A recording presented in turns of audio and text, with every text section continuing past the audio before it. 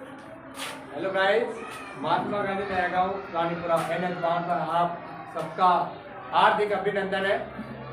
जैसे कि आपने 2-3 दिन अपने क्लास रोक रखी थी और क्लास को अपन और रोकेंगे, अपन गैप देंगे क्योंकि फिलहाल अभी जो 8th क्लास के, 12th क्लास के और 10th क्लास के अभी पेपर चल रहे हैं, इसलिए अपनी जो इंग्लिश की क्लास है वह इंग्लिश का पेपर को देख भी नहीं पाएंगे।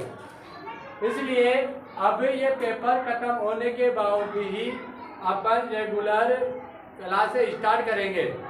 जो ही पेपर खत्म होगा 9th का, 8th का, 10th का, 11th का, 12th का, मैं आपको ऑनलाइन क्लास की पूरी कक्षा दूंगा। मैं आशा करूंगा कि जैसे कि जो है अपनी महीने 2 महीने की छुट्टी आएगी, अपने कोर्स के द्वारा अपना कोर्स क्या हो जाएगा, आपका कोर्स कंप्लीट हो जाएगा। इसलिए आप जो छुट्टी आ रही है, इसकी जो महीने 2 महीने की छुट्टी आएगी उसमें मैं आपको पूरी ग्रामर का टॉपिक और पूरे बुक वगैरह कंप्लीट करवाऊंगा।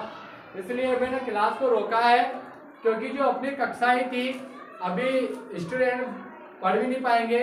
इसलिए मैंने आपको बताया था जो 10th क्लास का जो पेपर था, जो 10th क्लास का पेपर था, इतने इजी पेपर था। जिस तरह मैंने मॉडल पेपर हल करवाया था बिल्कुल पूरा अकॉर्डिंग उसके अनुसार ही आया था, के अनुसार ही आया था ना। अब मैंने आपको बताया था जैसे कि कैसे करेक्ट फॉर्म किस तरह से आएगी, उसी तरह से करेक्ट फॉर्म आई है। कैसे एक्टिव से पैसिव आएंगे, उसी तरह से एक्टिव से पैसिव आए थे। और जैसे कि मैंने आपको जो मैंने आपको चैप्टर बताया था उसी तरह से पूरे चैप्टर आया था।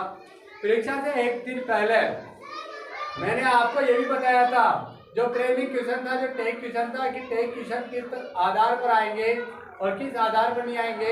एक दिन पहले जो मैंने उनको भी बताया था, यदि अगर आप उनको देखते 100% तो आपका जो प्रेमी क्वेश्चन, जो टेक क्वेश्चन था वो बिल्कुल भी गलत नहीं होता। यहाँ पर फिर भी मैं 1-2 चीज आपको बता देता हूँ, ज्यादा टाइम नहीं लेके, सिर्फ 10 या 15 मिनट का बताना चाह रहा हूँ क्योंकि जो पूरी छुट्टियां हैं 2 महीने की लगातार अपनी पूरी ऑनलाइन में अपन क्लास देंगे, ठीक है ना। और छोटे छोटे जो बच्चे की क्लास है, first class, second class, third class, यहाँ की फर्स्ट क्लास से 12th तक क्लास तक के मैं इंग्लिश की पूरी चीजें आपको दूंगा। क्लास को बच्चे भी पढ़ सकते हैं, बड़े भी पढ़ सकते हैं। जैसे कि वन देर बाद एक ही यहाँ पर आगे, जैसे कि ऐसा का ऐसा मैंने आपको बताया था, वन देर बाद, वन से देर बाद। यहाँ पर मैंने आपको बताया था कि इसके अंदर क्या दे रखा है, बी ए, ये क्या रखा है ना। अब यहाँ पर जो ऑप्शन दे रखा है, इसके अंदर जो ऑप्शन दे रखा है, ऑप्शन दे रखा था उसने कौन सा, बी। ऑप्शन दे रखा था उसने बी नंबर का वर्ड, ऑप्शन दे रखा था उसने सी नंबर का आर, ऑप्शन दे रखा था उसने डी वर्ड, यही दे रखा था ना। अब यहाँ पर डायरेक्ट मैंने आपको पहले भी बताया था, जो अतीत की जो चीजें बात होती है, राजा था, है नहीं, राजा था। यहाँ पर जैसे कि वंस, आपने कहानी भी पढ़ी होगी कि वंस देयर आर कभी नहीं आता है क्या। हमेशा अधिकतर जो कहानी होती है, स्टोरी होती है, वो पास्ट में जाती है। किसमें जाती है, यहाँ पर देखो आर आता है। आर हमेशा बहुवचन के लिए आता है क्योंकि यहाँ पर एक ही जो राजा है, राजा तो एक वचन है, वर्ग भी यहाँ पर बहुवचन है, तो दोनों चीज तो गलत होगी। बचा इसमें क्या, वन दियर। अब यहाँ पर आपने कहानी पढ़ी होगी, इसके अंदर वन देयर वाज ए, तो आंसर क्या हुआ, ये हुआ ना। उसके बाद में यही ऑप्शन आया था, जैसे कि Ram always attend in the class, Ram हमेशा जो कि अपनी कक्षा में उपस्थित रहता है। तो यहाँ पर अपनी कक्षा में उपस्थित रहता है, तो यहाँ पर सेंटेंस के अंदर क्या आ रहा है, ऑलवेज। क्या आ रहा है, ऑलवेज आ रहा है, ये ऑलवेज ऑलवेज आ रहा है ना। अब यहाँ पर इसके अंदर अटेंडेंस, यहाँ पर आ रहा है बी वाला ऑप्शन इज अटेंडिंग, डी वाला ऑप्शन अटेंड, डी वाला ऑप्शन अटेंड, सी वाला ऑप्शन आर अटेंडिंग, ठीक है। यहाँ पर देखना है, एक तो ही आ रहा है, तो ही एक वचन, एक बहुवचन है, एक वचन।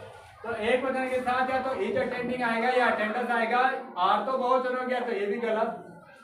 इसमें इसका प्रयोग नहीं हो रहा, मेन वर्ब के सेकंड का फॉर्म का प्रयोग नहीं हो रहा, इसका मतलब ये भी गलत।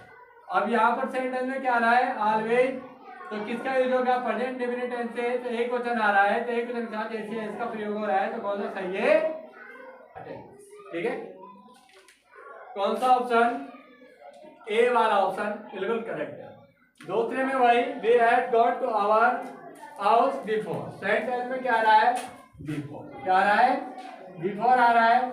बिफोर से पहले यदि अगर हैड प्लस मेन वर्ब की थर्ड फॉर्म आती है, तो बिफोर के बाद क्या आएगी, मेन वर्ब की सेकंड फॉर्म आएगी। तो यहाँ पर देखो मेन वर्ब की सेकंड फॉर्म आएगी, हैड प्लस मेन वर्ब की थर्ड फॉर्म आ गया इसमें, हैड गॉट, हैड गॉट। तो उसके बाद में वाक्य बिफोर से जुड़ा हुआ है, उसके बाद में क्या आएगा, मेन वर्ब की सेकंड फॉर्म, यानी कि क्या आएगा। तो कौन सा ऑप्शन सही है इसमें, सी वाला ऑप्शन है, बिल्कुल करेक्ट है। यहाँ पर देखो फिर उसने दे रखा है सिंस 1 जनवरी, उसने दे रखा है सिंस 01 जनवरी 2020, ये दे रखा है। अब आपको बताया सिंस फॉर का प्रयोग जैसे टाइम के लिए होता है, अब इसका प्रयोग किसके लिए, has have been, has have been, main verb की परफॉर्म साथ में आईएनजी आता है नहीं आता, या फिर हैड बीन, मेन वर्ब की परफॉर्म साथ में आईएनजी, या फिर shall will, shall will, have been, main verb की परफॉर्म साथ में आएंगी, आता है ना ये।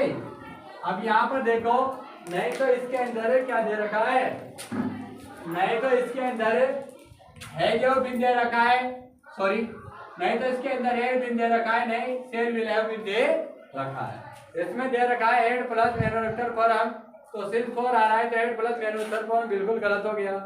हेज लिव्ड, हेज के साथ में बिन नहीं आ रहा, और मेन वर्ब के अनुसार में आईएनजी भी नहीं आ रही, तो ये भी गलत। हैव लीड आ गया, हैव बहुवचन है, हैव बहुवचन है, मेन वर्ब थर्ड फॉर्म आ रही है, तो ये भी गलत है। क्या आएगा इसमें, हैज बीन लीड। तो कौन सा ऑप्शन सही है, डी वाला ऑप्शन बिल्कुल है। ये आपको बिल्कुल, अभी आप पूरी क्लास को देखोगे नहीं, इसलिए मैं आपको पेपर हॉल नहीं करवा रहा, जो है आपकी क्लास खत्म होगी मैं आपको पूरा पेपर हॉल करवाऊंगा। अब ध्यान रखना है, अपने जो रेगुलर जो क्लास चलेगी, हिंदी की भी चलेगी, तो साइंस की भी चलेगी, तो मैथ की भी चलेगी, तो इंग्लिश की भी चलेगी, बिल्कुल डिजिटल रूप के आधार पर महात्मा गांधी विद्यालय के अंदर क्या चलाई जाएगी, ऑनलाइन क्लासेस चलाई जाएगी। तो इसलिए मैं आपको बार बार कहता हूँ, मैं आशा करता हूँ कि अब की बार अपना मौका नहीं खोए और महात्मा गांधी नया गांव NH बाउंड पर आपके बच्चे को एडमिशन दिलाए, ताकि आपका जो बच्चा है उसका भविष्य जो उज्जवल हो सके। थैंक यू, धन्यवाद आज के लिए।